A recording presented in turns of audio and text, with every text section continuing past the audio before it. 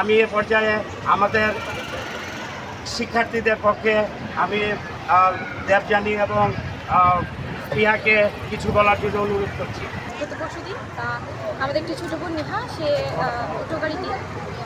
Auto গাড়ির নিচে পড়ে তার পায়ে হাড় ভেঙে গিয়েছে। তো আমরা আমাদের স্কুলের পাশেই মেইন রোডটা, তো আমরা অনেক ভয়ে আছি, কারণ গতকালকে হয়েছে একটা, আজকে আমাদেরও হতে পারে। তো আমরা চাই যে অটো গাড়িটা সংখ্যা যাতে কম হয় এবং প্রাপ্তবয়স্করাই যাতে চালায়, কম বয়সে চালানোটা অনেক ক্ষতিকর, কারণ তারা চালাতে পারবে না এবং লাইসেন্স ছাড়া যেন কোনো গাড়ি না দেখা যায়।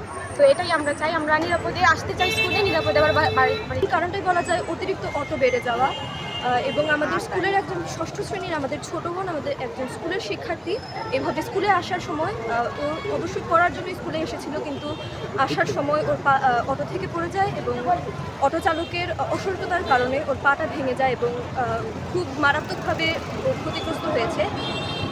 আমাদের স্কুলের সামনে যেহেতু মেন রোড, আমরা টিফিনের জন্য বের হই কিংবা আমরা যখন বাসায় যাওয়ার জন্য বের হই, তখন পরশুদিন আমাদের একজন ছোটো বোনের এভাবে পা ভেঙেছে, ও ক্ষতিগ্রস্ত হয়েছে।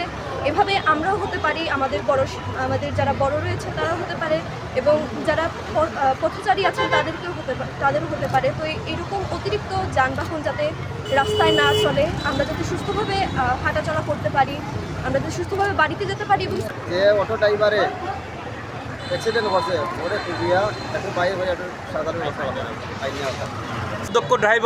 অদক্ষ ড্রাইভারের কারণে সে উঁচু থেকে ছিটকে পড়ে যায় এবং তার পা যেভাবে জখম হয়, আমার মনে হয় পাটা ভালোভাবে আবার পুনরায় আসবে কিনা, সে স্বাভাবিক জীবনে আসতে পারবে কিনা আমার সন্দেহ হয়। ছাতক বহুমুখী উচ্চ বিদ্যালয়ের সামনে আমার যেই সন্তানটি অটোরিকশার আঘাতে জখম হয়ে সিলেট উসমানী মেডিকেল কলেজ হাসপাতালে চিকিৎসাধীন আছে, তার চিকিৎসার সার্বিক ব্যবস্থা সরকারিভাবে যেন করা হয় এবং আমরা এই ঘটনার তীব্র নিন্দা ও প্রতিবাদ জানাচ্ছি।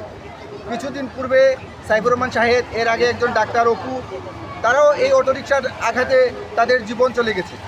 প্রতিনিয়ত দুর্ঘটনা ঘটতেছে, প্রশাসন নীরব, আমরা প্রশাসনের কোনো দৃশ্যমান উদ্যোগ দেখতে পাচ্ছি না। এই ছাতক শহরে আর কত দুর্ঘটনা ঘটলে প্রশাসন সরব হবে, এই অটো গাড়ির দৌরাত্ম্য কমবে। ছাতক পৌরবাসী নিরাপদ ছাতক ঐক্য পরিষদের ব্যানার থেকে আমরা প্রশাসনকে এই প্রশ্নটি রাখতে চাই, আর কত জীবন ঝরে গেলে আপনারা অটো গাড়ির নীতিমালা প্রণয়ন করবেন, অটো গাড়ির দৌরাত্ম্য আপনারা বন্ধ করবেন? আমরা আমাদের সন্তানদের আর কোনো ক্ষতি দেখতে চাই না।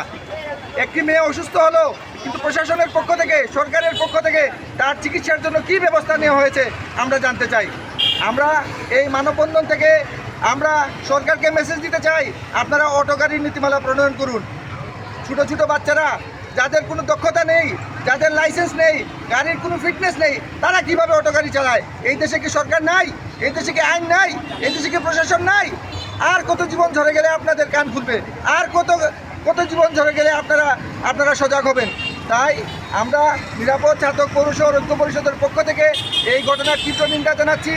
আমরা আমাদের সন্তানের সুচিকিৎসার জন্য প্রশাসনের দৃষ্টি আকর্ষণ করতেছি এবং আর যেন এই ধরনের ঘটনা ছাতক পৌর শহরে না হয়, তার জন্য সর্বোচ্চ ব্যবস্থা নেওয়ার জন্য আমাদের সুনামগঞ্জ 5 আসনের সংসদীয় সদস্য জনাব কলিমুদ্দিন আহমদ মিলন, আমরা আমাদের এমপি সাহেবের দৃষ্টি আকর্ষণ করতেছি।